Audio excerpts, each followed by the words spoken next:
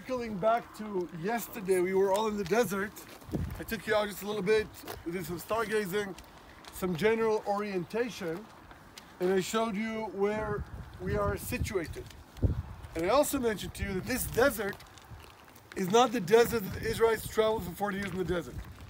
It's partially true, which means the main desert they went was the Sinai Peninsula, which is all the way southwest of where we are, as well as the Negev Desert.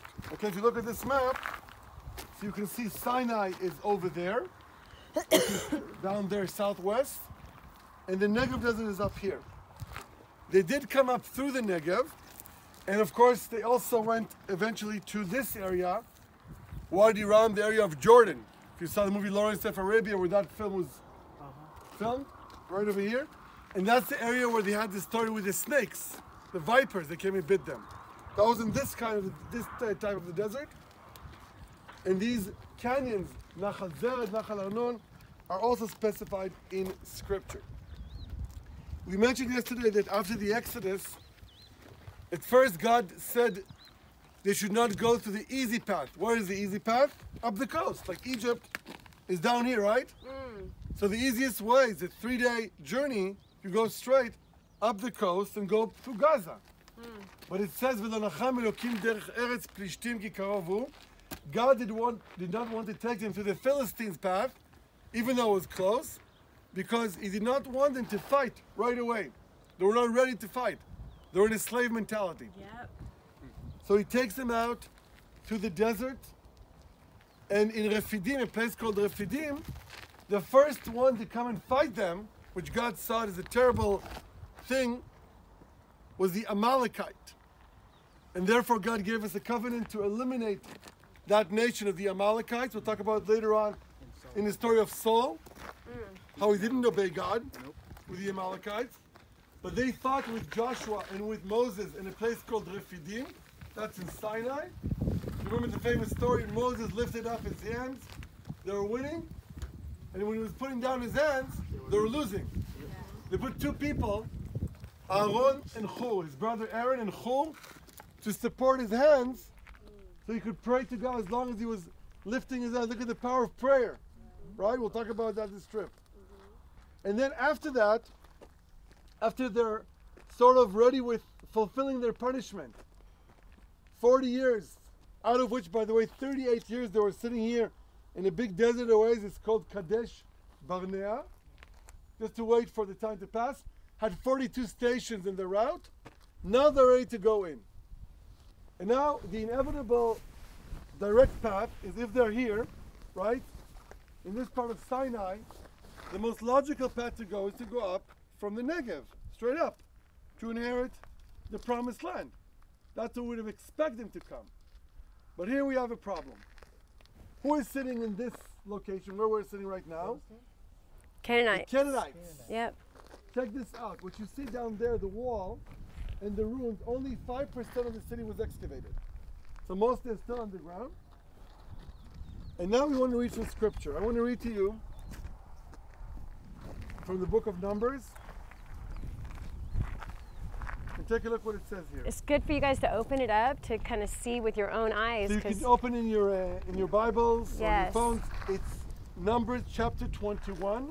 And as they're turning, I want to add something to what you're saying. As you're looking for that passage, I want to remind you of a spiritual equipping that I did about the Amalekites, and how when God had told them that this is going to be their time of taking the promised land, it says that they had not yet reached their full of their sin. So very interesting on the timing, and it wasn't about Israel's sin, it was about the people who had already had this land. Their sin had not reached its full yet. So when their sin had reached their full, then God sent in Israel to take over and fight against those people to take over the land. So what a really wild thing if you think about it. When I first read that passage, I'm like, whoa, man, do I have like this vat in heaven that is like the sinometer, right? So it's like, oh, caca. You know what I mean? So it's like the sin had not reached its full capacity yet. And when it does, then he sends in somebody else to take what was mine, or what I thought was mine that maybe I didn't value, right? Faithful with the ruler over, right? And so it's a very interesting concept to think about. Wow, hold on a second. God used Israel as to bring judgment to other tribes where their sin had reached their full. So he used the people, and the same thing happened again the other way, where God used other tribes against the Israelites because their sin had reached their full. Do you understand? So sometimes when things happen to us that we don't like, I hate to tell you, sometimes it's because you are getting spanked. That we've not confessed our sin before one another, as the Bible says. We have not confessed our sin before him. And this is huge. We've not brought him an offering for our sin. Like, I don't have to do that anymore. Jesus died on the cross, so I don't have to give an offering. I don't know where it says that. I don't know where it says that. No, he was the ultimate guilt and sin offering. No question. But there's so many different offerings. And the tithe. And so I thought it was a powerful thing, like, whoa. So the Israelites actually spent time in the wilderness because of their own sin, right? You heard that last night. Why was it not 3 days? And other people say 11 days. You just heard 3 from somebody who lives here. Why? Guys, why did they have to stay out there for 40 years? 1 day, 1 year for every day they did not. Because of sin. Because of sin. Because they did not obey him. They did not trust him. They did not believe him. Which, when you look throughout the scriptures, look, Abraham's faith was attributed to him as righteousness. Abraham's faith was attributed to him as righteousness. So when I'm going to say we, and this is something I love about our Jewish tradition, is that, for example, in Passover, we talk about leaving Egypt, that it's us, we left Egypt. So I want us to own this heritage and our roots here. So I'm going to speak to us as though we were in Egypt. Because guess what? You were. You left Egypt on an airplane and came over the Sea of Reeds. It took 11 hours to cross with a Moses at the front helm of leading you. You left your belongings, you left all of your stuff back there, and now you are in the desert. It is a modern day Egypt, no question, where we live and how we live and all of that. No question. The bondage that we have and the slavery that we have to our debts, right? The bondage and the slavery we have to our culture. We've become slaves to labor. Part of my conversation in the chariot with us is we become slaves to labor and not enjoying the fruit of our labor, but we become slaves to labor. And we labor for our debts, right? That's our Egypt. The Sea of Reeds has been parted. We've been led here. Now we're in the wilderness, if you will. Yes, totally being refined by this great desert. So hear me. When we lose sight of sacrifice, we lose sight of our sin. We lose sight of the fact that I just wonder that if I make it there one day, wherever there is there a container that I've gotten to the red line many times? Many times, and that when I confess and I'm broken before him for my pride that I didn't see that I've been walking in, right? My shame that I didn't see that I've been walking in. My fear that I didn't see that I'm walking in. Because that's exactly what we did when our 12 leaders went out to spy out the land and was looking and going, whoa, man, yeah, it is the land of milk, by the way, goat's milk, not cow, and honey, not bees, but date honey. And I can't wait for you to taste it. Oh my gosh, it's so good. Anyway, so the land of milk, and yes, it is all of that. Man, this place is like flourishing. There's trees everywhere. There's fruit everywhere. But here comes the excuse. But they're bigger than us. We're like grasshoppers.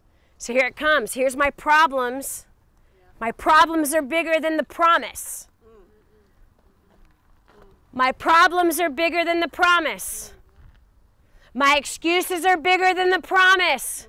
My problems are bigger than the promise. My excuses are bigger than the promise.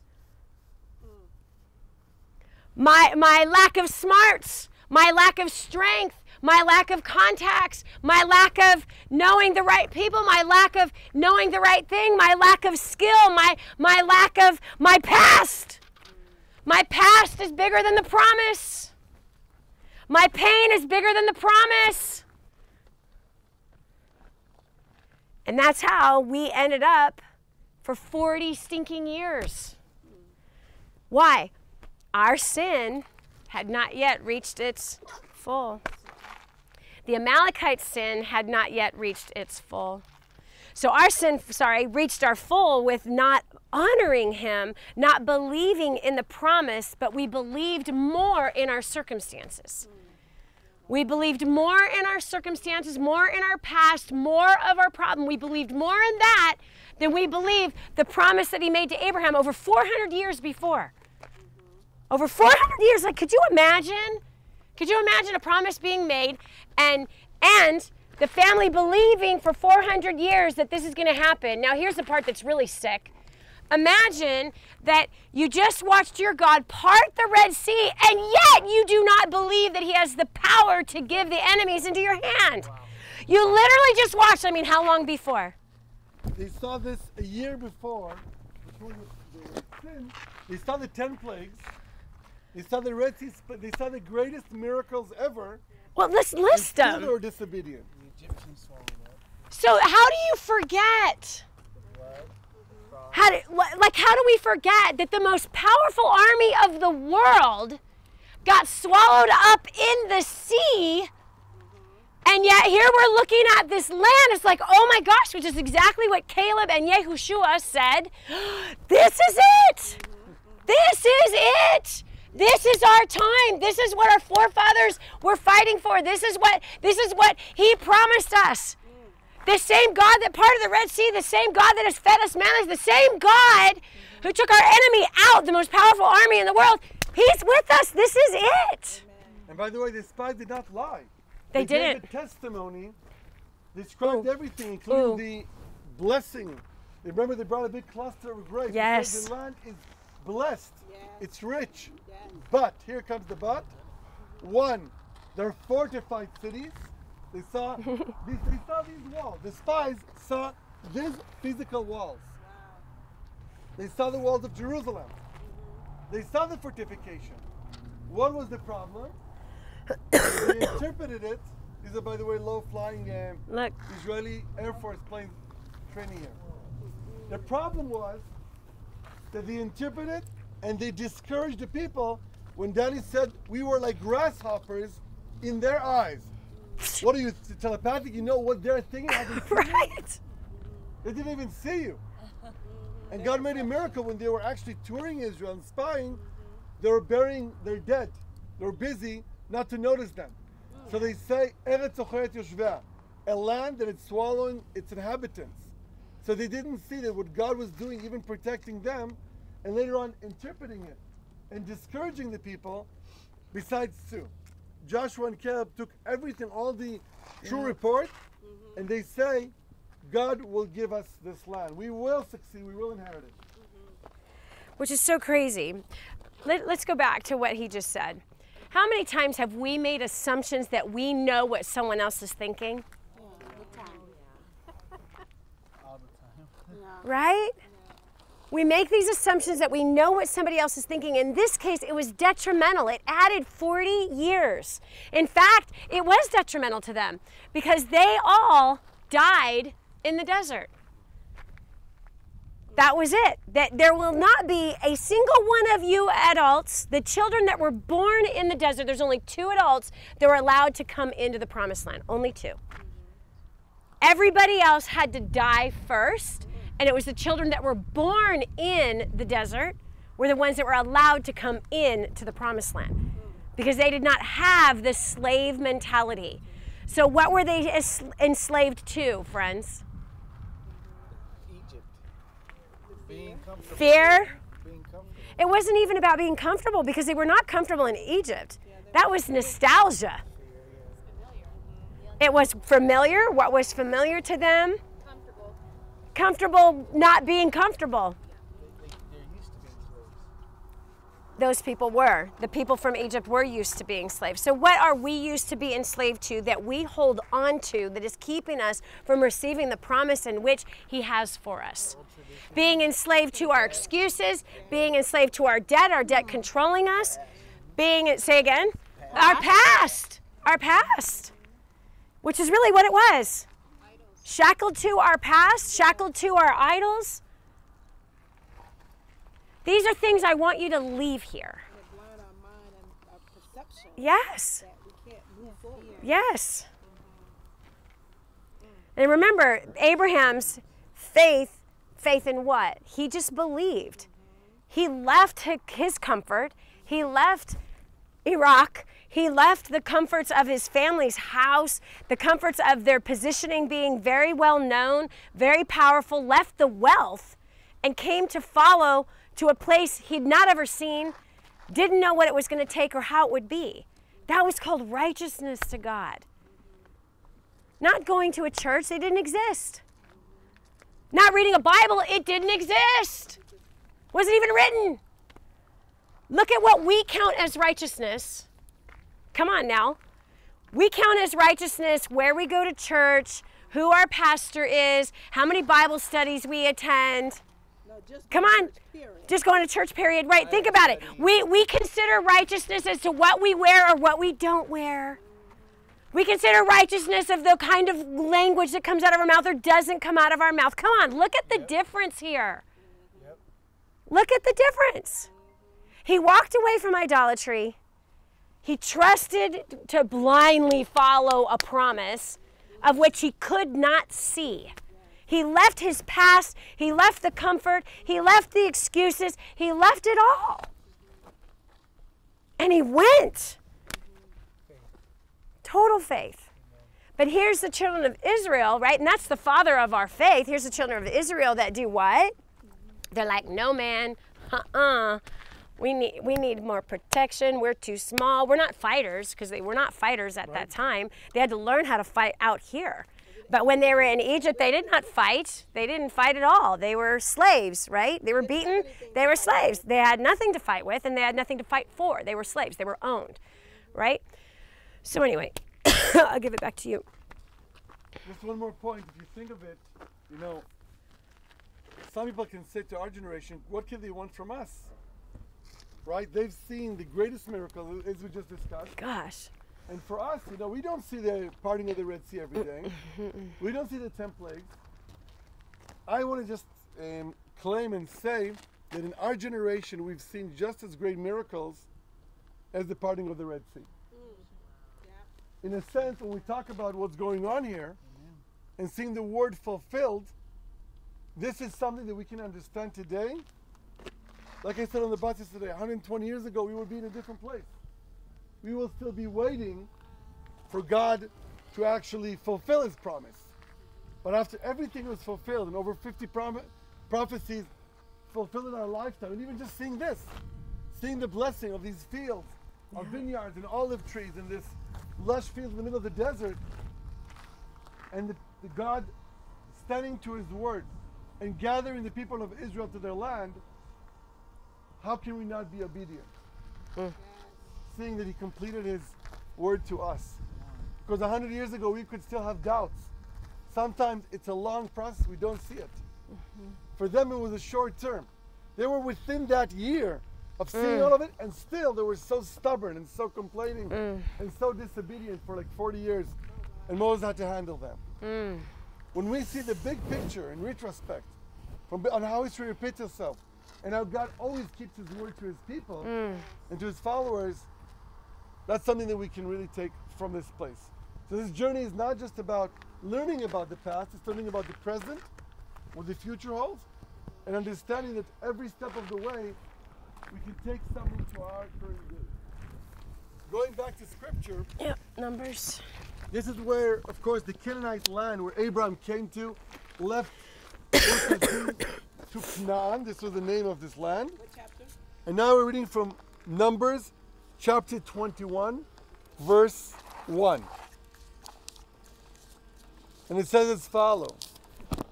And the Canaanite king of Arad, Hebrew. oh, of course Hebrew. I will read in Hebrew and Dani's going to read in English. And by the way, Hebrew was the original language that the Bible was written. All of the interpretation and translations, King James or, standard version, there's so many different interpretations. And also was translated to Greek and then to English. So you can imagine how many things were lost in translation.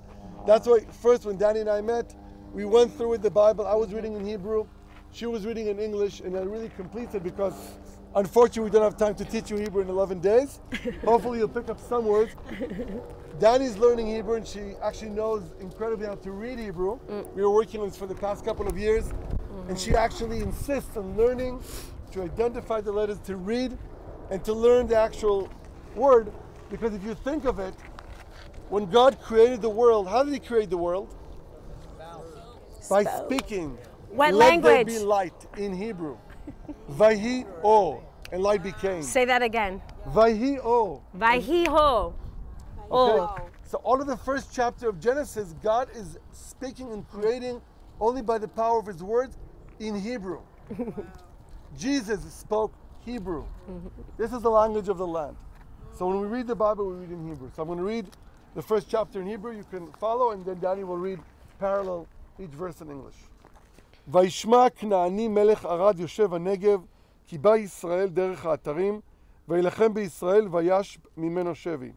And the sovereign of Arad, the Canaanite who dwelt in the south, heard that Israel was coming on the way of Atharim, and he fought against Israel and took some of them captive. וידור ישראל נדר לאדוני ויאמר אם נתון תיתן את העם הזה בידי והחרמתי את עריהם. Then Israel made a vow to Yahweh and said, if you deliver this people into my hand, indeed, then I shall put their cities under the ban. וישמע אדוני בקול ישראל ויתן את הכנעני ויחרם אתהם ואת עריהם ויקרא שם המקום חורמה. And Yahweh listened to the voice of Israel and gave the Canaanites gave up the Canaanites, and they put them and their cities under the ban. So the name of that place was called Hormah.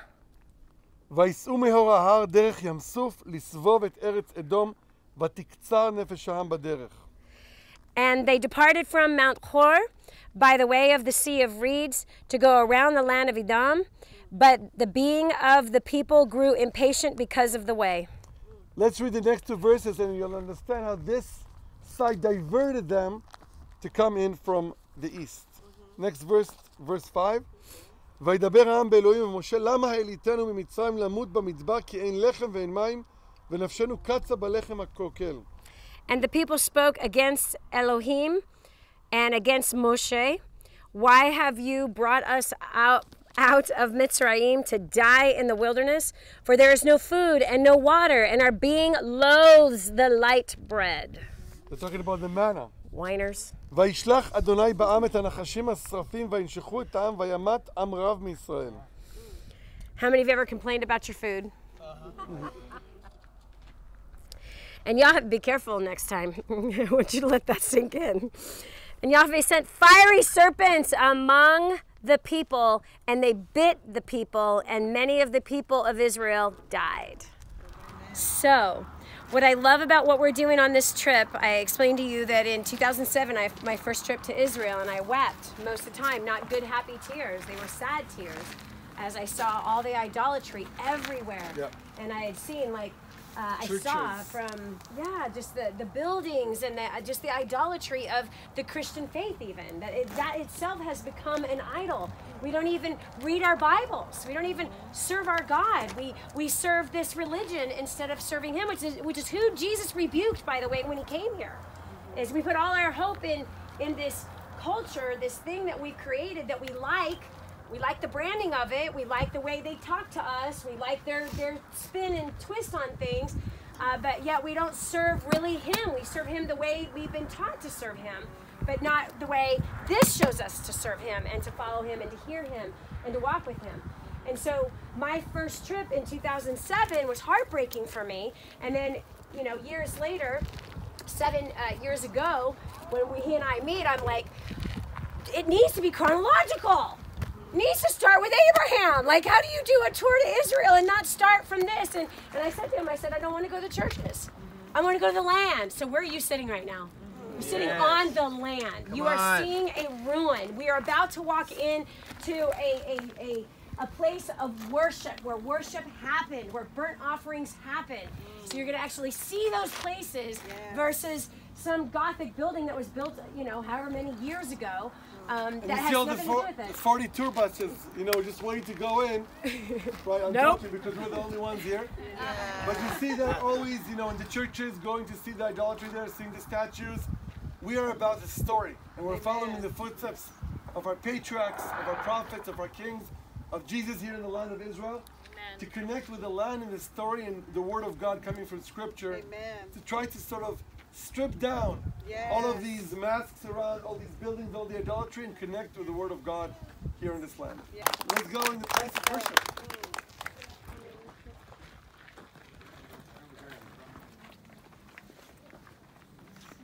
Okay, guys.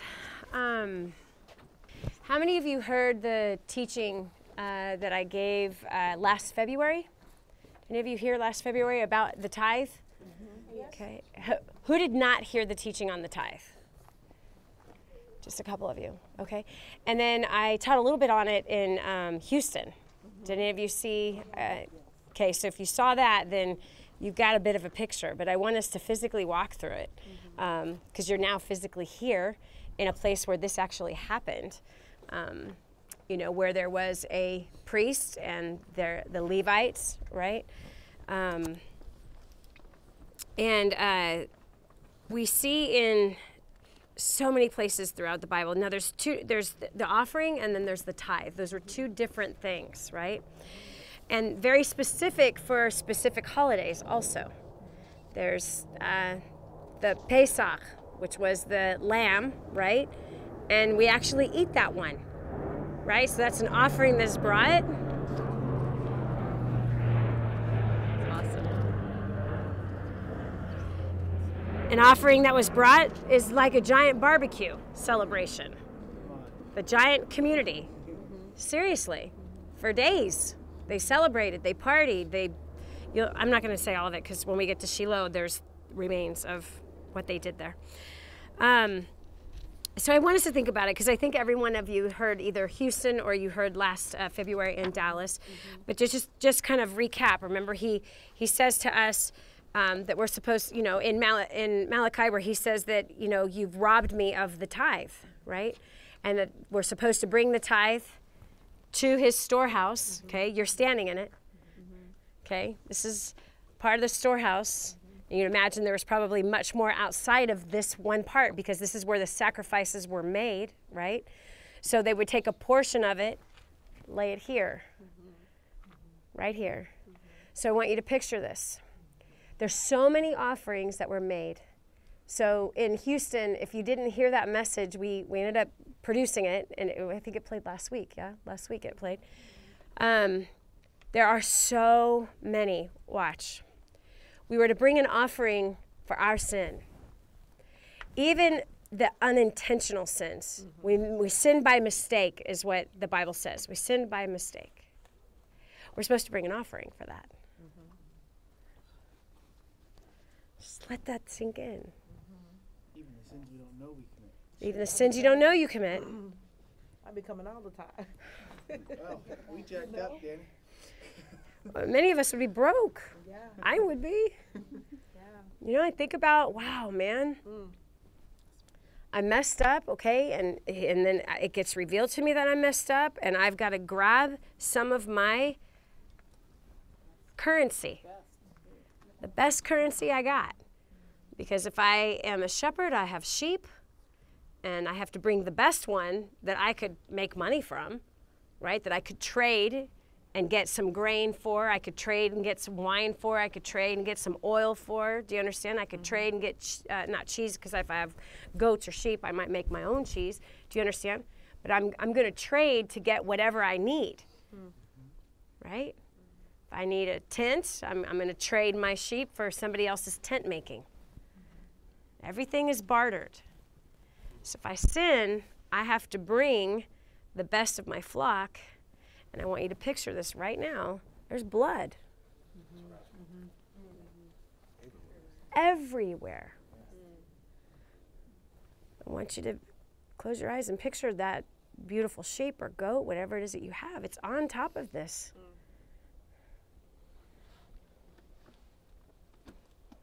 And it's dripping everywhere.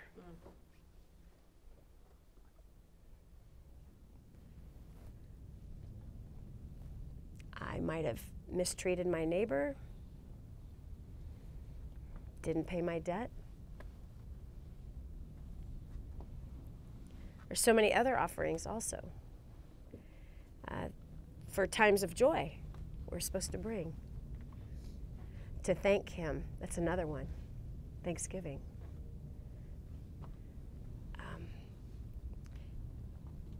Any sin, any time of celebration, I have a son. He's going to be circumcised on the 8th day. I bring an offering. The list is long of how many there are in here, which I want you to think about this. Man, if you had to bring that many offerings, what does that do inside of you? Makes you unselfish. Definitely can help you be unselfish, but what else? To be aware. Yeah, it forces you to recognize who Who sovereign is. He is. And so if you're grabbing your sheep, or if you are a farmer and it's, grain or whatever, wine, you tell me. Like, I gotta do this again. I gotta do this again. I gotta do this again. Think about this. What will it produce in you? It's faith and trust in Him that He will provide. That He will provide. That He does provide. We come from a culture that worries about money all the time. We worry about our provision. We worry about our future. We worry about that. And yet this system forces and produces in us trust. And knowing who really is our provider. Amen. Who really is. So it's in Leviticus 5, it's in Malachi 3, it's in Numbers 18, it's in Deuteronomy 14. So let's go ahead and read Leviticus 5. Let's start there. So I want you to see the words on the page that you've seen. And how many of you have skipped over Leviticus? Many people have. They just skip right over it.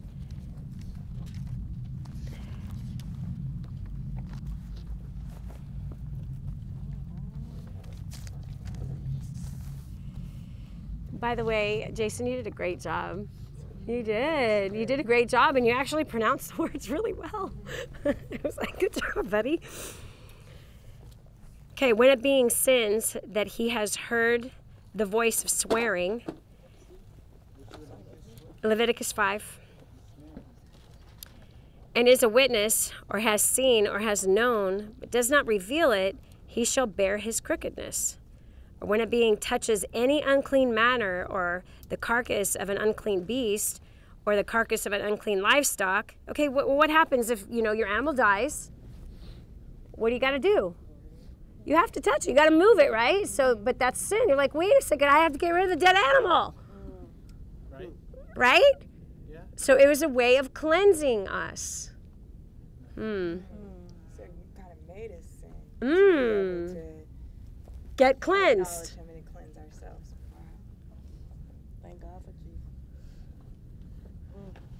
Think about that. So, I mean, a dead animal, it's in your yard.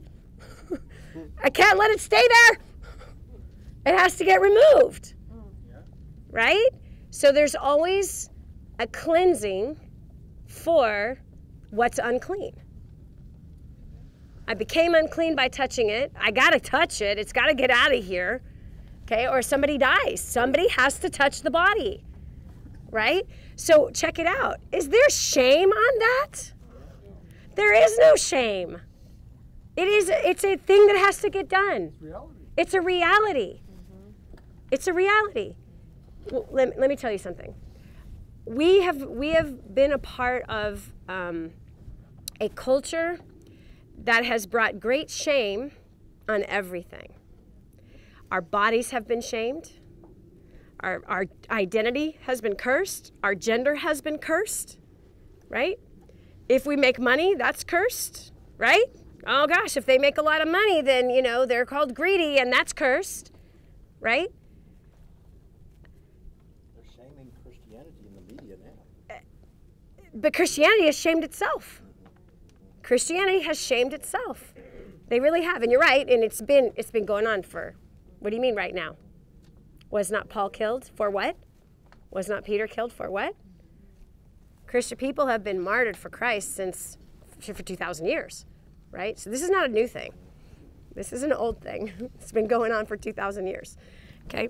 So, but the shame part of it is what people in powerful positions, the same exact thing that Jesus rebuked when he was here 2,000 years ago, because the Pharisees, the religious, were shaming people and controlling people with shame by making them feel ashamed for not washing their hands or whatever new rule that the Pharisees had come up with, which were more of a rabbinical rules that were not in the scriptures, and shaming people for it, controlling people for it. And then you fast forward to I don't even have to fast forward. The Romans took then and consolidated the Judaism in with their paganism and controlled the people with fear and guilt, shame.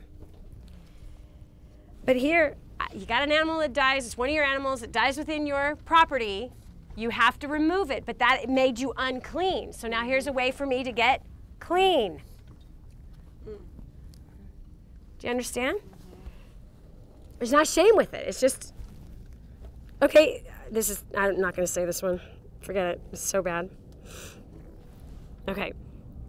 Or when a being touches any unclean, or the carcass of an unclean beast, or the carcass of an unclean livestock, or the carcass of unclean creeping creatures, and it has been hidden from him, he is unclean and guilty. Or when he touches uncleanness of a man, any of his uncleanness by which he has unclean, it is hidden from him. When he shall know it, then it shall be guilt to him. Or when a being swears, speaking rashly with his lips, anybody? To do evil or to do good, whatever it is, and he swears rashly with an oath, it has been hidden from him. When he shall know it, then he shall be guilty of one of these. And it shall be when the guilty one of these that he shall confess that which he has sinned, and he shall bring his guilt offering to Yahweh for his sin which he has sinned, a female from the flock, a lamb or a female goat as a sin offering, and the priest shall make atonement for him for his sin. How does the priest make atonement for him? The priest picks up the goat, lays it on here, slaughters it, the blood drips, the atonement's been made.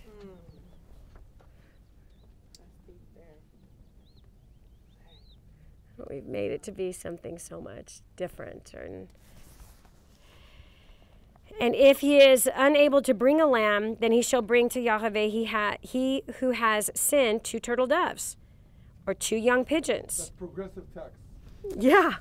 Yeah, if you can't afford a cow or a sheep, you can go to a dove. Each will bring whatever he can, whatever his hand is reaching. One for a sin offering and the other for an ascending offering. And he shall bring them to the priest, who shall bring near that which is for the sin offering first, and nib off its head from its neck, but not sever it. And he shall sprinkle some of the blood of the sin offering on the side of the slaughter place. Go ahead, somebody do it. Go ahead, sir, you can do it. Sprinkle some of the blood on the side of the...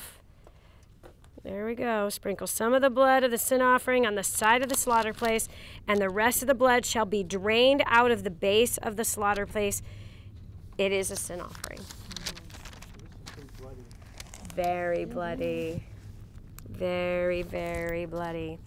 Let's go to Malachi 3, 8 through 12. Okay, so we're starting at what? Malachi 3, verse 8. Okay, so would a man rob Elohim? Elohim, by the way, means God. Here's an interesting little fact. Elohim, him is plural. Chew on that for a second. Elo is God, him is plural. Yet you are robbing me. But you said, in what have we robbed you? In the tithe and the offering. See, those are two separate things. The tithe is a tenth. The offering was for very specific things. The tithe is not for your sin. The tithe is your, I honor you, 10% goes to you, 90% I keep. The offering was for very specific things. Passover being one, Shavuot being another, Sukkot being another. These are the three main pilgrimages where we had to come to Jerusalem and present ourselves before him. Largely the men had to present themselves before him. But the offerings, like I said, if you read this, now go read and find all the different offerings that are in there. Okay, one of them is that something good happened to you. So something good happened. You had a bumper crop. You bring an offering. Thanksgiving offering.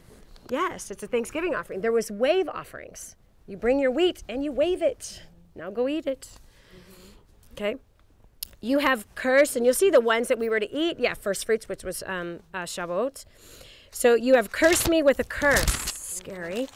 For you are robbing me, this nation, all of it. Bring all the tithes into the storehouse. What comes into the storehouse? The tithe comes into the storehouse, and let there be food for my house.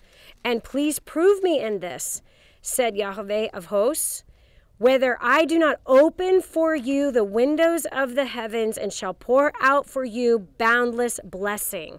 And I shall rebuke the devourer for you, so that it does not destroy the fruit of your ground, nor does the vine fail or bear fruit of your field. And Yahweh said Yahweh of hosts. And all the nations shall call you blessed, for you shall be the land of delight, says Yahweh of hosts. So, this being the place of the storehouse, right? So a tithe. It's lambing season. I just had a bunch of baby lambs, right? The year-old one is the one I'm supposed to bring, and it's 10% of that. If I grow food, like what's going on out there, you see all those farms that are out there, I am supposed to actually leave the edges of the field. I'm not supposed to glean that, and the poor is supposed to come and take the edges. Another thing that I'm supposed to do is that if I drop a handful of grapes, or I drop a bushel of wheat, I'm not supposed to pick it up. I'm supposed to leave it there for the poor. Also to honor them, for them not to be humiliated and shamed to reach out their hands. So they can go in the fields. It's really the sensitivity of, they know to go in the field. If you do that, if you honor God, and they'll keep their honor, their dignity. So they're going to glean. They're doing the work, right? They're doing the work to glean what was left for them. Dani, the tithing in Malachi, it's so amazing, because that's again another Hebrew. It's the only time in the Bible that God tells us, because in Hebrew it says in English as well, but in Hebrew it translates better, B'chanuni na bazot. Test me with that. When does God tell us to test him? If I will not open the holy habitation. Which means you're not supposed to test God. Remember, when Satan tempts Jesus, he says, if you're a son of God, throw yourself off the cliff and God will save you, right? And God tells him, it has been told not to test your God. You should never test God. Yeah. But here Malachi said, God says, this is a prophecy coming from God through Malachi, test me with that. It's such a profound thing and such a serious thing for God to give us. You should test me. Do this because he knows how hard it is people to part from their money. Yep. Even if it's only a tithe, the 10% that goes to the poor. And then we'll talk about that. But this is the only place in the Bible that God says, test me with that. In the condition, what will happen? Blessing. You'll be blessed. Wow. Yeah. Yes. The only other place that is a similar thing, not by testing, but an immediate sort of compensation, because we don't know the essence of the obligations, is when God says, respect your mother and father Yep. in order to have A long long life. life. Yep. And also another thing which is unclear, when you take a nest, you have to first send the mother in terms of morality. These are the only two things. You have an immediate sort of response, and you know, you do that, God will give you a long life. But test me with that, it's only with this tithe over here in Malachi. Isn't that amazing? That is the Amen. word. And see, I've given the children of Levi all the tithes. Levites. See, I have, this is Numbers 18, verse 21.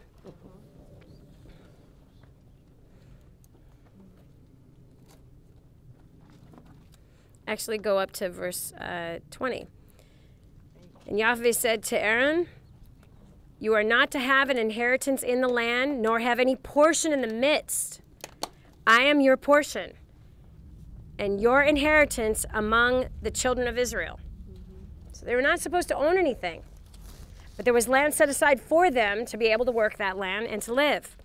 And I say, I've given the children of Levi all the tithes in Israel as an inheritance in return for the service which they are serving, the service of the tent of appointment. So the tent of appointment had to be maintained, right? So I want you to imagine how many thousands of people that are living here, hundreds of thousands of people who are bringing what? What is it though? Let's talk about the tithe as the currency. What was the currency? Sheep, cows, Cows, grains, wine, oil. right? Everything that we grow is coming here. Where are we going to put it? Think about that. A lot. Where are you going to? It's so much, right? So the picture that God gave me, it's been like, 8 or 9 years ago when I was reading this, was the Walmart Supercenter or a UPS center, right? A distribution center is the picture in my mind. As I'm reading, I'm like, whoa. And I saw this whole picture of all of this food coming, and the Levites were set apart. Their jobs were to organize it, right? Take care of it and distribute it. That was their job, was to organize it, take it in, and distribute it. So amazing. So the tithe was their inheritance. So they ate of it, and they took care of the poor and the widow and the sojourner of it, which you are a sojourner right now. You are a foreigner, you're an alien, you've come to this land, right? And so they would take care of whoever was traveling amongst them and help. Isn't that amazing? Wait, okay. So, hold on. And let the children of Israel no more come near the tent of appointment, lest they bear sin and die. Whoa, where are you standing right now? You're aware the temporary tent of appointment, the tent of appointment, the tabernacle was a temporary one of these, right? So it was made out of a tent versus stone, right? So during Solomon's time, they built more of these more permanent fixtures, but the tent of appointment, the tabernacle, moved all over the place, wherever it was that the cloud would tell them to go, and the pillar of fire by night, right? So here we're supposed to bring our money, bring our currency here, right? So that the poor can eat.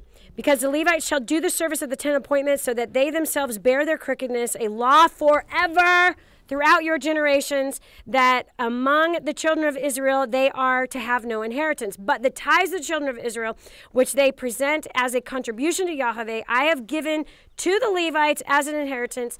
That is why I have said to them, among the children of Israel, they have no inheritance. Okay? God was their inheritance. Deuteronomy 14.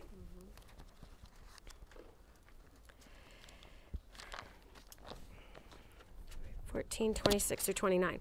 Now, again, friends, this is where, we just might part ways. This could be where, we want to continue in our new religious ways that are really about 2,000 years old, from the Romans, right, who figured out ways to tax the people, did not allow the people to read this. So they gave themselves the title of priest, even though that was Aaron's bloodline only was given the title of priest. But when the Romans, again, adopted Judaism, and they translated this actually in 1611 or whatever it was, King James was the one to translate it. No printing press, no one was allowed to read this, right? So they gave themselves the titles, and then they would read, to the priest, bring the offering.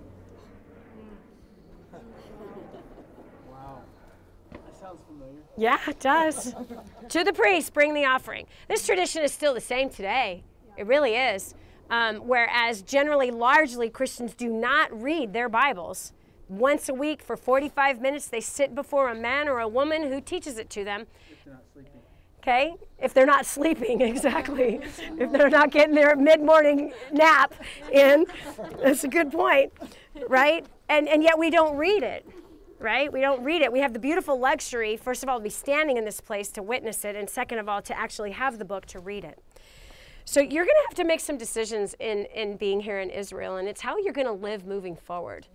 And what traditions you're going to follow moving forward. Are we going to follow a paganism system moving forward that has just been established and has just been in practice all these years? How many of you have ever heard this story? It's really hilarious. It's a young woman asking her grandmother, about the ham in the oven and why they always cut off the edge of the ham. How many of you heard this before? Right? It just didn't fit in my pan. But yet for generations, everyone cut the end of the ham off before they put it in the pan, and not even realizing the reason why we did this is because great-grandmother didn't have a pan big enough for that particular ham. Well, it's how our Christian faith is today. It's how our Christian faith is today.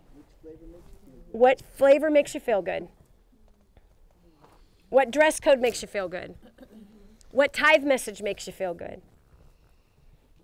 It's really what it's about. And if I don't like what the message is, then I'm out of here. I'm going to go find another one because it's like a drive-through. It's McDonald's, Taco Bell, and Wendy's, man. I can drive through and get whatever flavor I want, all the while not knowing him. Yeah, and today, there's coffee shops in all the churches, in many churches today. Okay, so here we have, there is, seriously, coffee and donuts. Okay, you get a free meal, 14:26 through 29. Okay, so here we see the currency being transferred to money. And you shall use the silver for whatever your being desires, for cattle or for sheep, for wine or strong drink, for whatever your being desires. And you shall eat these before Yahweh your Elohim, and you shall rejoice, you and your household.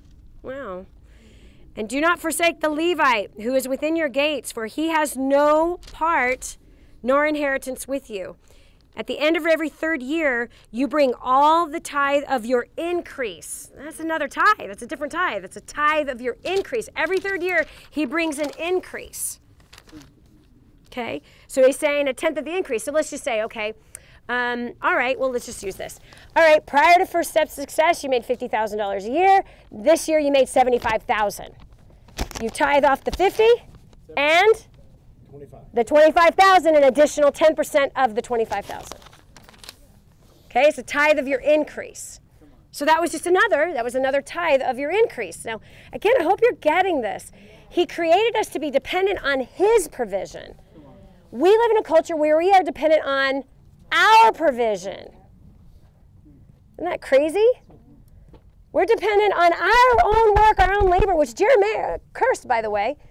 Cursed are you who put your trust in your own strength, in your own skill. And so this entire system was so beautiful. Okay, hold on. And the Levite, because he has no portion, no inheritance with you, and the sojourner and the fatherless and the widow who are within your gates shall come and eat and be satisfied, so that Yahweh your Elohim does bless you in all the work of your hands. So there's a promise if we bring our tithe to him. There's a promise. Okay, so here comes all the food. Someone has to manage it. Someone has to distribute it. And that's what this is. But today, we've turned it somehow every single Sunday, there is a tithe message that doesn't look like this, doesn't sound like this. And it's buying jets for some of our celebrity pastors, right? $54 million jets, $100 million jets. Come and bring your offering so that the pastor can wear a $5,000 tie. So now I know that not all your pastors do this, but how many of us know that there are pastors that do? And here's the sad part. Many of the smaller pastors they're at a conference right now, actually. There's a conference going on right now that is teaching them how to build their church to be a celebrity pastor. There's a church in the town that I go to that I went to for 5 years. They literally went to a conference about church growth, and that conference taught them to get lights and smoke during worship. To add all these crazy, we're talking $100,000 investment in lighting. Okay? I just recently heard of another pastor where he asked for $1 million to buy new cameras for their ministry. So now what we've done is we've created a business out of this. We created a business out of it. And it's a multi-trillion-dollar business. I will tell you the top paid pastor in the world is out of Brazil. He's worth $1 billion. $1 billion. It all came in from the tithe. Brazil. Think about The poor. The poor in Brazil. The poor. Okay. think about the state of the economy of the country of Brazil, guys. Right. Okay, the next two that are the highest paid are out of Africa. $750 million. The three top continents for the profession of pastor, which by the word doesn't even exist in the Bible. The word pastor is not even in the Bible. Not even in here. You're like, no, yeah, it is. It's in Romans, isn't it? So sorry, it's a total mistranslation. The word actually is shepherd. The word is shepherd. And by the way, not pastor. The word similar to it, in the book of Jeremiah, it talks about the pagan pastors, kmarim, In their people that black were idol- robes. In black robes. Because in the Bible it's rabbis. It's a rabbi. Jesus was a rabbi. He was a teacher. Oh, Dani, you're making some people mad. I always make people mad. It's part of why I was made. It's part of why I was made, seriously. Okay, so this is crazy. Pastor, the word doesn't even exist. Okay? We have created a profession out of it. It's a highly paid profession for those who have learned how to market and market well. So here's the three continents. You ready? I just want to see if you can guess. If you heard me teach it, don't say it. Okay, so I already gave you one that's shocking. South America. Number two, Africa. Where do we have some of the poorest in the world? Africa. Okay? Two of the top paid in Africa. I've actually met one of them. He's probably been in some of your churches. $750 million is his net worth. $750 million. Next is the United States of America. Africa, South America, USA. Highest paid. On the list of the highest paid, the lowest paid, $100 million. And many of you go to those ministries. You are partaking in those ministries. You have helped to build the $100 million net worth. When I've met some of the most famous, I haven't taken a salary in 15 years. Praise God. Worth $150 million. All off of your offerings. All off of the prophetic words that were written. If you give now, God's going to do this for you. That's the same as the indulgences from over 1,000, 2,000 years ago. The indulgences. Oh, you want your grandmother to be saved? Here, you're going to pay. Here, now they're going to be, and they give you a certificate promising that your family member in exchange for money. It's been going on for a long, long, long time. So then you got to ask yourself, when I first read this, I was like, this is First of all, it was like, crap. I mean, I've given hundreds of thousands of dollars. I've written $100,000 checks to some of those places. $100,000 checks. Totally bought into that evangelist who gave me a message, and then I go read this thing cover to cover and go, holy moly, $100,000. Did that feed anybody? Did that feed anybody? Did that take care of the poor? And here was the main revelation. We as Christians have robbed the Levites of their inheritance. This happened several times throughout history. It happened actually during Hezekiah's time. There was a foreign king who realized that it happened. He realized that the Israelites were not blessed because they were not worshiping their God, because they were not bringing the tithe and the offering, and they weren't taking care of the poor. And here is a foreign king who says, hello, McFly. Like, pull your head out. Do you know why you're in trouble? You're not worshiping the God of Israel. Will you please go worship so all of us can be blessed? Literally. Okay, that's my little, pull it out. What's that? No, not King Darius. Not Hezekiah was the one. He's a Jew. So King Hezekiah, he had realized, and same with an 8-year-old king. Like, he had the Torah brought out of the temple, has the scribe read it to him. He's like, we are screwed. We are in so much trouble, right? And then he read it before everybody, and everyone started bringing all the offerings again and repenting before God and begging for forgiveness and begging for his mercy.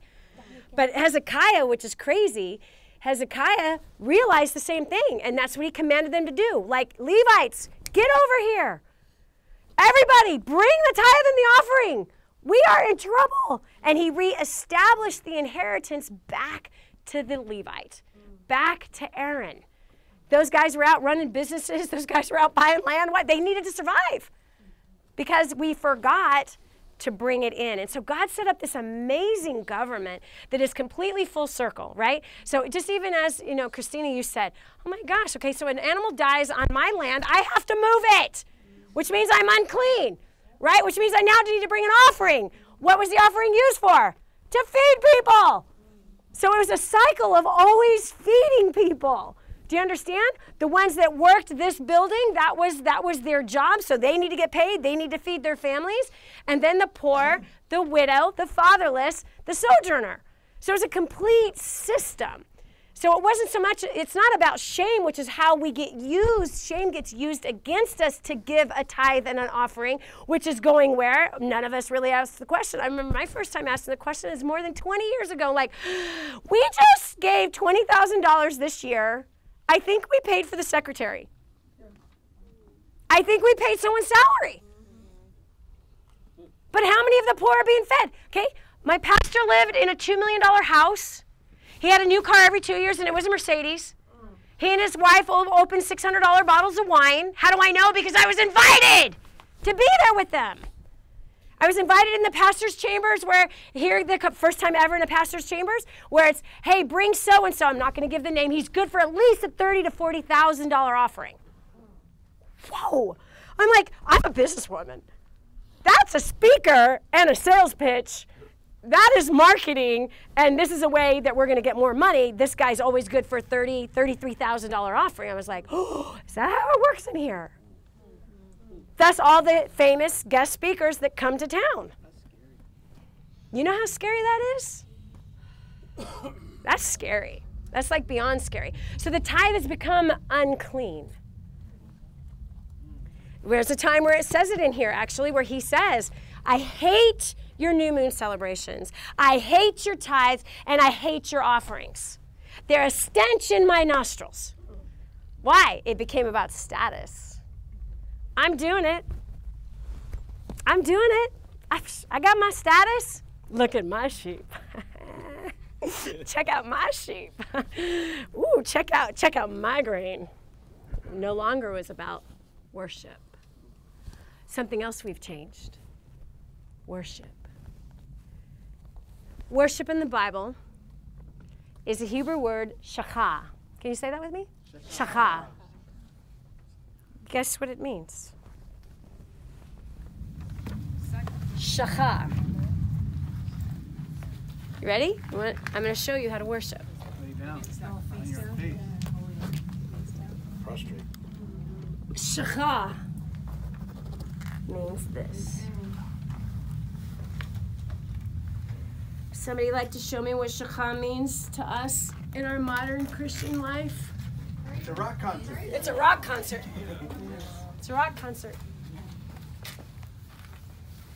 Shachah means to lay low, to bow down, to lay prostrate. How do you spell it?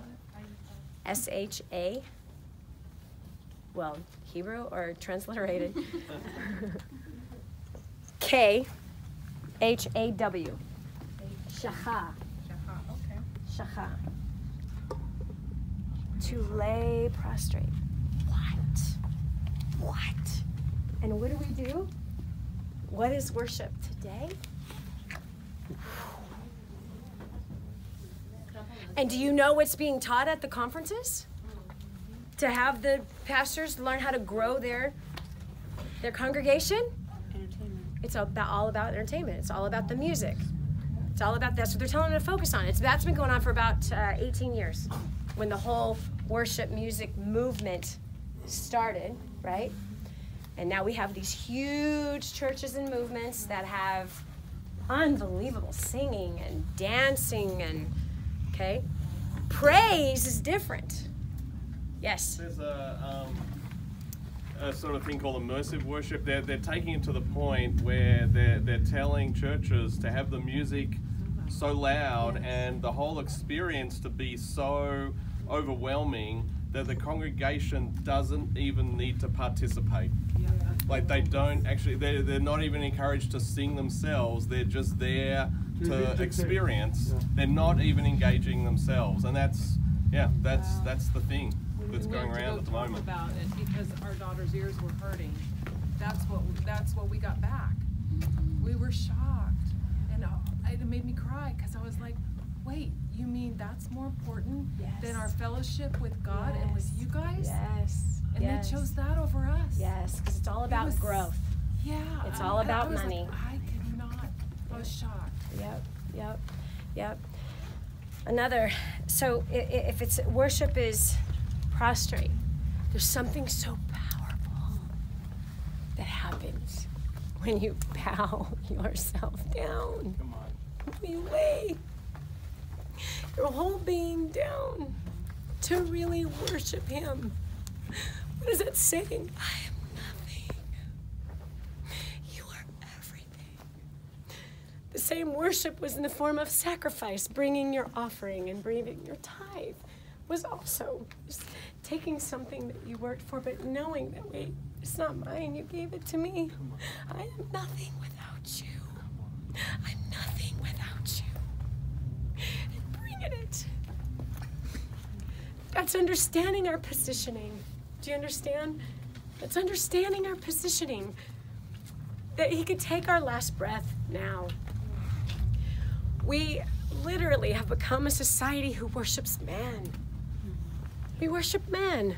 We worship our abilities. We worship our strengths. We worship people's skills. We worship people's looks. We worship their status. We hang on every word if it's a high status, and we don't pay any attention if there's a low status. We worship our own status. We worship our spouses. We worship our kids. We have lost this place of bowing down low. Now, praise, there was times of singing and dancing and tambourines. Yes, there was that. But it was the people and their voices. In fact, there's places in the Bible where it says that when they gathered for something like Pesach or Shavuot, or when the temple was first built in Jerusalem, when that temple was built, there was a celebration unlike anything else, that it was like a thunder in the heavens by the voices crying out, screaming out, singing out in absolute joy, partying, dancing, joy all over the place. That is different than worship. Very different. And just to emphasize that difference in the temple, the Levites were in charge of the music, both of the instruments. They were literally standing on the steps of the temple. I hope that you can see it next week. We're going to take you to a new thing, and last year we didn't do, which is the virtual reality model of the temple. And they actually stand there, and you can see them singing on the steps of the temple. But that is not worship.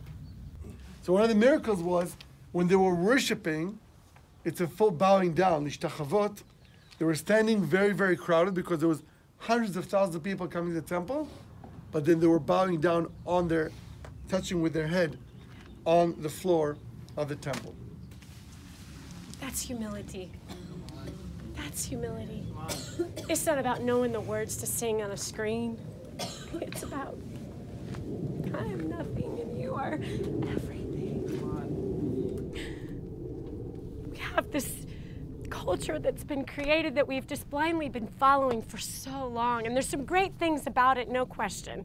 The values in which it is still in our culture, no question. Where would we be without it? It's scary to think about, isn't it?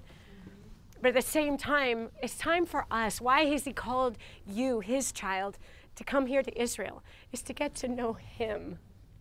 Instead of the religion that man has created, to get to know him. Which also brings me to this. Jesus didn't ask to be worshiped, nor did he tell anyone to worship him. He came to point to his Father. And the Christian culture has created a whole nother God out of the Son. A whole separate, complete separation.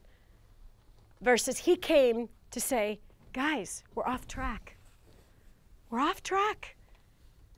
We're taking bribes from the widow. We're taking bribes against the widow and the poor.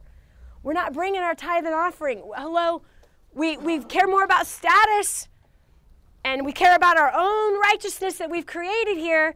He rebuked the religious and laid down his life for us prostitutes and our sin, us sinners, to make clean. We've lost sight of the sacrifice that he's made. We've created this whole other picture of the Bible that is one portion, and we have forgotten about the Father, the creator of the heavens and the earth. You've heard the scriptures that say, your name, your name. That is in the Torah. That is not in the New Testament. Your name is above every name. That is in the Torah. So what name is being talked about? The name of the Father. The name of the Father. He did not come to replace his Father. He honors his father and his mother. He honored his father and mother. He kept the ways of his father and his mother, who, by the way, was a Levite. So, do you hear what I'm saying? So we've isolated this one little portion. We've singled out this message, and we've created a whole movement around that one thing, and have missed, wow, look at the price. The price that was paid for us, but look at how quickly we've just kind of discarded that price. And the purpose of him coming was to reconcile us where? Back to the Father. I remember being in church and, singing and all of this, and I watched every single song. I don't even want to call it worship song because it's not. Every single song was Jesus, Jesus, Jesus, Jesus, Jesus, Jesus, Jesus, Jesus. And I actually turned around and I turned my back to it and I put my hands up and I wept. Father, forgive us. Forgive us. We do not know what we're doing. How could we forget you? Because who's the one who actually brought the ultimate sacrifice? Who? The Father is the one who gave the ultimate sacrifice. Listen, I love you guys so much. I pray for you all the time. I've made lots of sacrifices for us, for our families. I don't get paid to do this, and why? Because I don't even want to touch it. So, I love you, but there is no way I could sacrifice my son. right here for your sin. No way. It's one thing one makes a decision to lay down their life.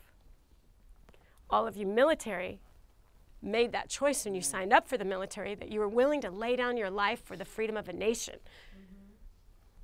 That's your life. But taking the life of your son. And of all of the sons and daughters you have to choose from, but this one has never sinned.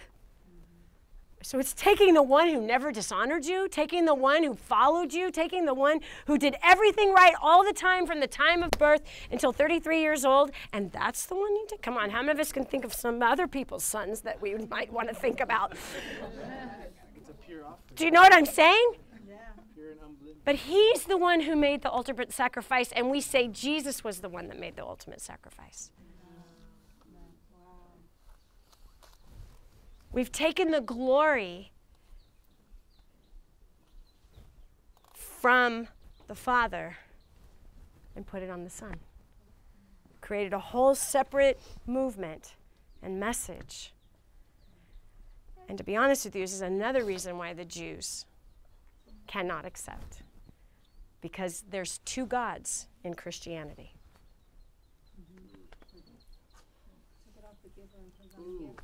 Do you hear me? You said it. They see us as idolatrous. Because we have this God named Jesus, and we have this God, the Father, which we really don't ever pay attention to. So we say we worship the God of Israel, but in all reality, we've created this crazy idolatry. Instead of looking at what he said and how he lived and what he gave, he's the Messiah. As he said, as the scripture pointed to, he's the Messiah. He came to cover our sins. He was born of the Virgin. All of that is absolutely clear. But he also came, and what did he say? They said, teach us how to pray. What did he say? Our Father.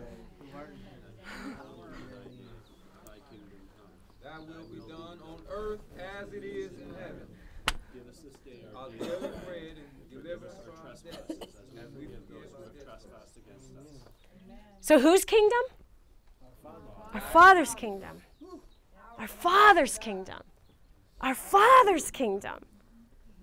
Our Father's kingdom. Please do not hear what I'm not saying. I'm not saying that what Jesus did is smaller. No, that's not what I'm saying. What I am saying is that what he did was the fulfillment of the word. What he did is he came to point to his Father. He came to create a way for repentance for our sins. He was born of the Spirit and born of the flesh. He was of his Father's business. All of that, absolutely, 100%. What I'm saying is that as we've progressed, we all come from the churches that were pagan with Judaism. And part of the reason why we've set such a bad example is because we have forgotten the Father. The glory is not his. And the Jews know this. Don't do that. You do that, you're in trouble. You do that, that's idolatry. You replace him. What did he say? You shall have no Other gods before me. Now check this out. In our modern Christian world, we say, I don't need the law. The law doesn't mean anything to me. Like, okay, first of all, it's a bad translation. It's the teaching. The Torah is the teaching. And the part of the teaching is, yes, that is a law, but it's the teaching of our Father. So I love it when I encounter Christians, especially those that like to, flank me or stone me on Facebook. I love those especially. We are not under the law, okay? So we are not under the teaching of our Father. We're not under the teaching of our Father. Okay, cool, I got you. So does that mean we threw away the 10 Commandments? Well, no, but hold on, that's the Torah. Okay, so let me just say, is there anyone here that thinks that we should have liberty to murder? Is there anybody here that thinks that we should have liberty to covet our neighbor's wife, to commit adultery, to lie, cheat, and steal? Is there anybody here that thinks this is a good idea?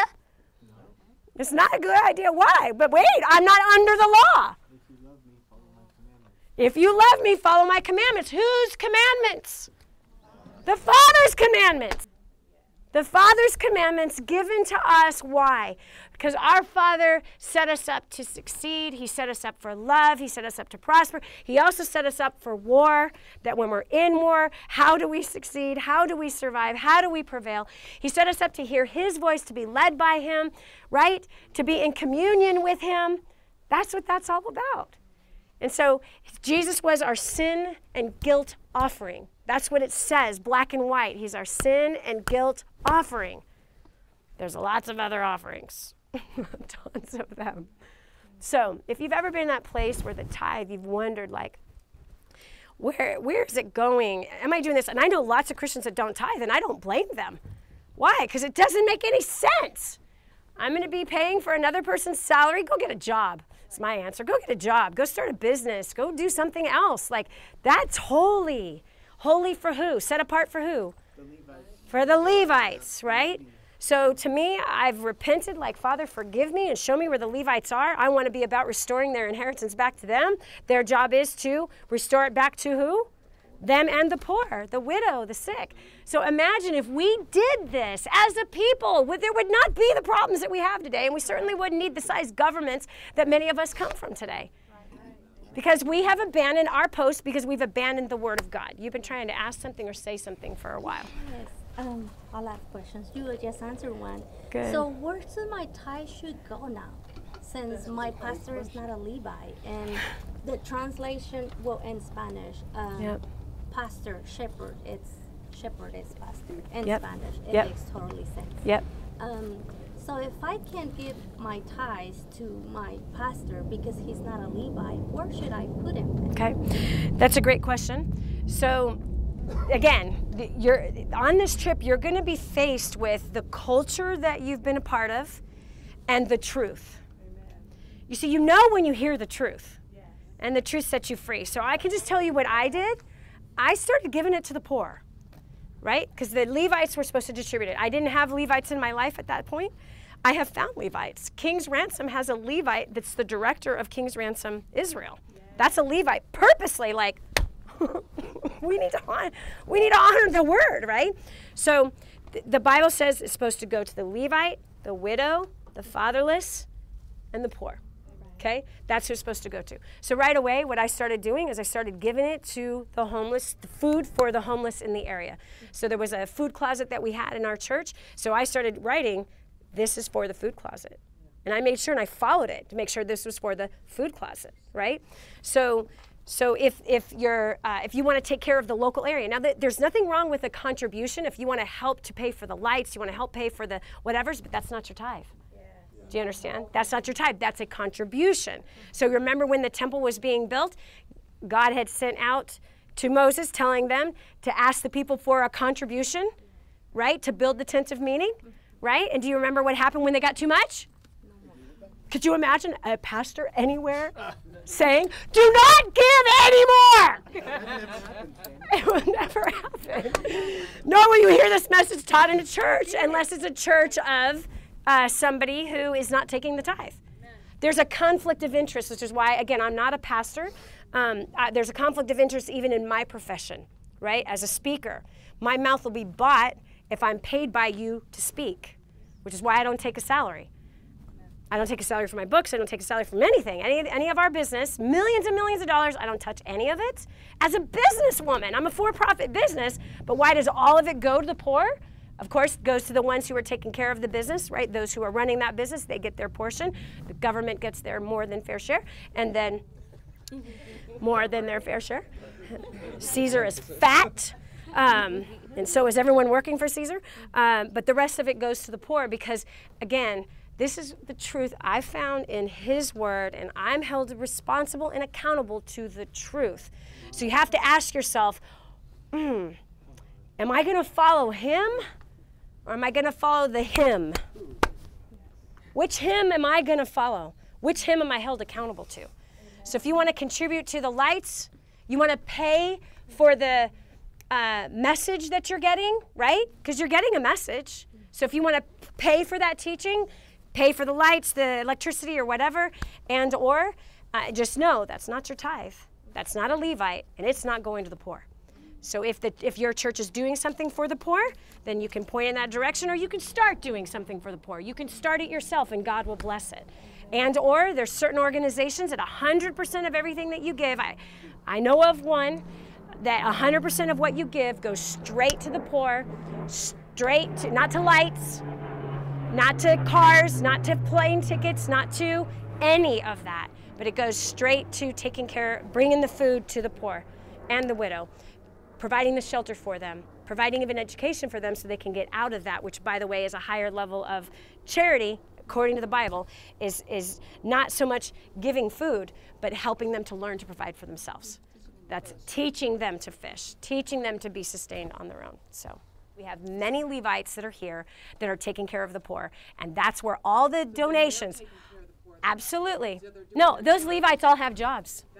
All those Levites have jobs, and they also take care of the poor, so they're providing for their own families on their own, and the money that we are putting into their hands is taking care of the poor. Largely orphans. Right here. You're going to meet some of those orphans next week. Yeah, you're going to meet the orphans that if you've been giving to Israel through King's Ransom, you're going to see the children that you're feeding. You're going to actually meet some of those kids and be able to experience the life that you are providing for them.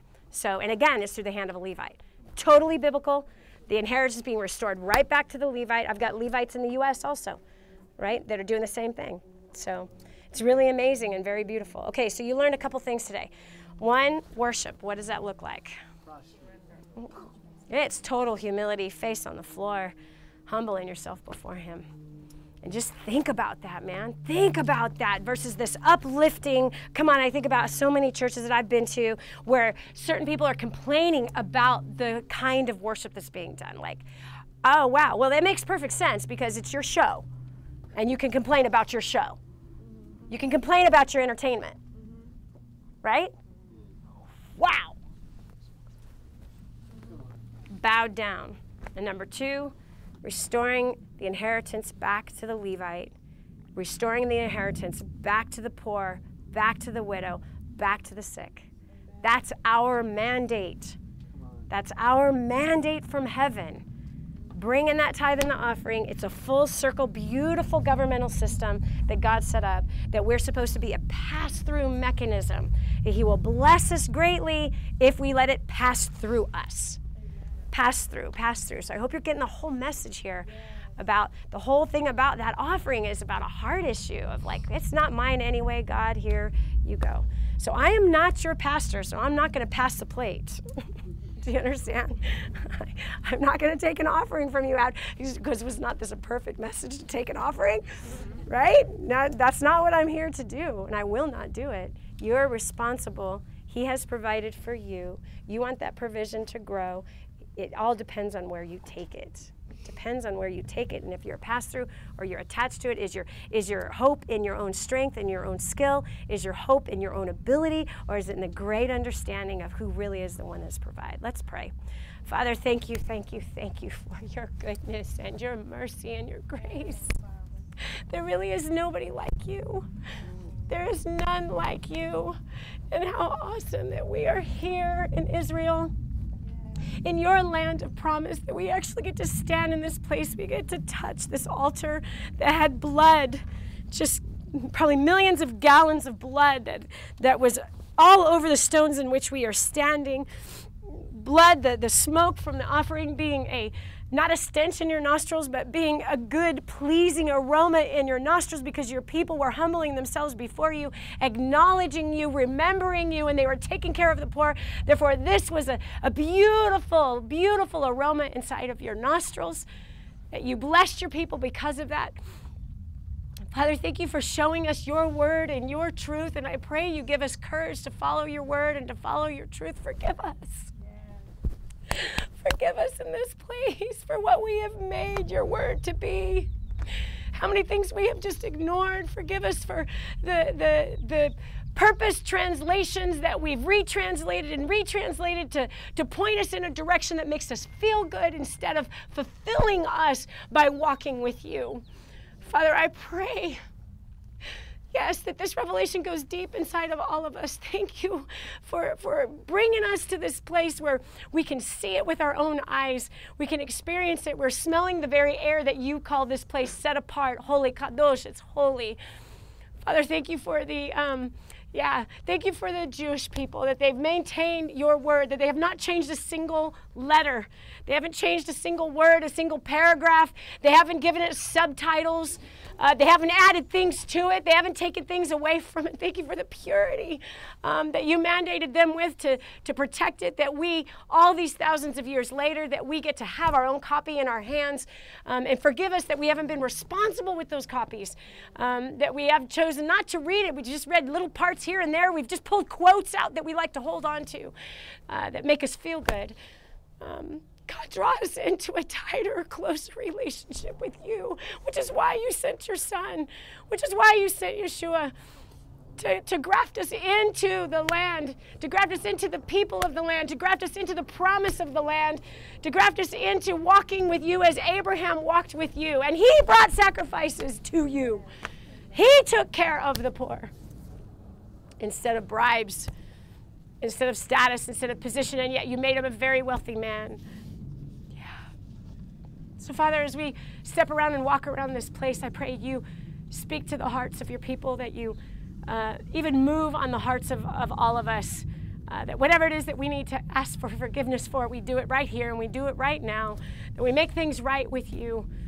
And that this becomes so in us and so real, so real. Thank you for giving us the opportunity to follow man and man's traditions, or to follow you. To follow you, the creator of us and all of the heavens and the earth. I bless everybody who's here, every single person who's here. God, bless us with your love and your understanding. We're here because we want to know you more, and you are revealing yourself to us every single step, every place that we're going to. B'Shem Yeshua HaMashiach, and also Abraham, Yitzchak, and Yaakov, in the name of Abraham, Isaac, and Jacob, and Yeshua, the Messiah. Amen. So just take some time. If you want to lay prostrate, this is probably a good place to do it. Do what you feel led to do.